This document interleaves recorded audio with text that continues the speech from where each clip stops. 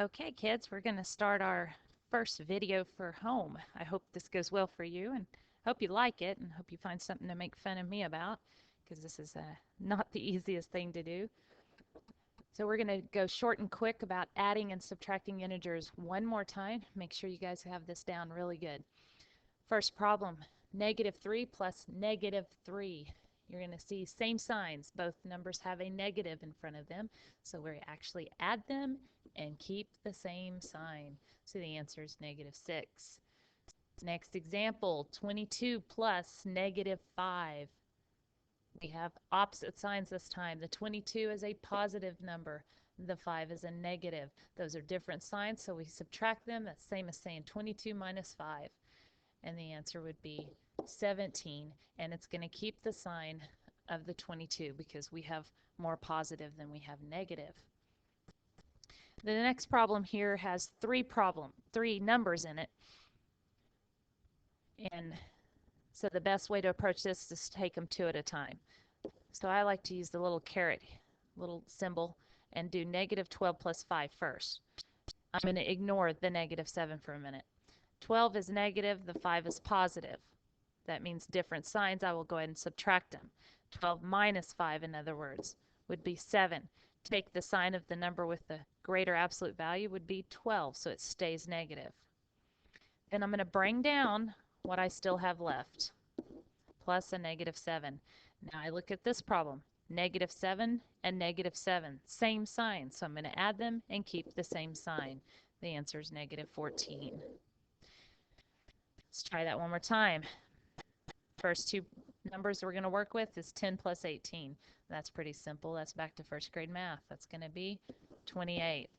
Then we're going to bring down what's left, a plus, a -3, and then we're going to look at our signs here. We have a positive and a negative, so that's the same as saying 28 minus 3.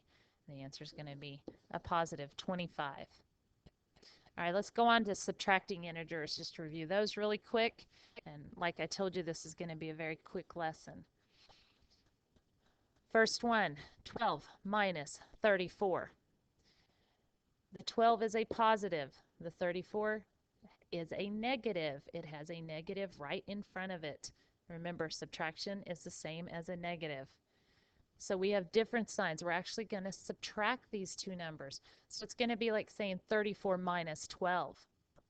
And 34 minus 12 is going to be 22. And we keep the sign of the number that has the greater absolute value, so we need to make that 22 a negative. Next problem. -13 minus a -13. Or -13 subtract -13. In the center, you'll see the two negatives. Those two negatives will cancel each other out and make a positive. So it's -13 and a positive 13. These are actually opposites. They equally cancel out, which gives your answer 0. Next problem, -15. That's a negative and a -8. Again, the subtraction sign in front is the same as a negative. So we have same signs. That means we add them again, 15 and 8. And we get 23, and we keep the same sign. If you have two negatives, you're going to stay negative. Now we have 28 minus -3. Two negatives in the center are going to cancel. You're saying negative times a negative. They cancel and make a positive. So it's 28 plus 3, which makes 31, and it'll stay positive. The next thing I want to show you, you will be doing this in class tomorrow, so we just need to review this real quick, is evaluating expressions where you have to substitute numbers in. The first one is m minus p. First thing to do, substitute in what m is. Look back in our instructions. M is -4. Then we'll bring down this minus sign. Now we substitute for p. You need to use parentheses to represent what p is. P is -12, so we put in the -12 here. The subtraction between m and p is separate from the negative in front of the 12. It creates two negatives in the middle. That is very important. Now you can work the problem.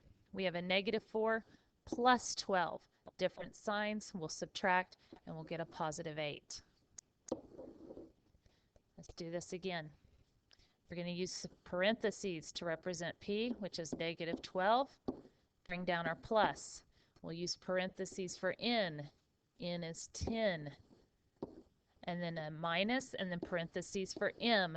M is negative 4. Now we've kept our plus in our problem, we've kept our subtraction in our problem, and then we added our substitutions. Now go through and look at your signs. You have a negative 12, a positive 10, and a positive 4. Start with the first two. Negative 12 plus 10, different signs, subtract, it stays negative, negative 2. And we bring down our plus 4.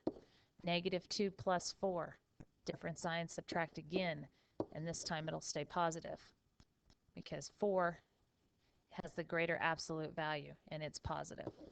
And there's our answer. It's very important that you're careful how you substitute in. Let's try a couple more real quick. Evaluate the expression. If x equals negative 5 and y equals 7, we have a negative 3 to start with. Then we have our subtraction sign. Now we're going to substitute for y. Y is 7. Now we can look at our problem. We have a negative 3 and a negative 7 because that subtraction sign now attaches to the 7 and makes that a negative 7. So we have same signs. They add and keep the same sign. The answer is negative 10. On this problem, we're going to use parentheses for x. X is negative 5. Bring down our subtraction sign. Then our negative 14. Now evaluate your signs. We have a negative 5. We have a positive 14 now. So negative 5 plus 14, different signs, so we're going to subtract them and we're going to get a positive 9. Make sure you're very careful about how you substitute when you're working these problems. I think we're going to stop there.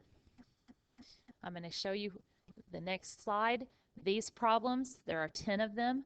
I would like you to have them completed on your notes and brought to class tomorrow so we can go over them as bell work in the morning and answer any questions that may have come up. I will see you tomorrow.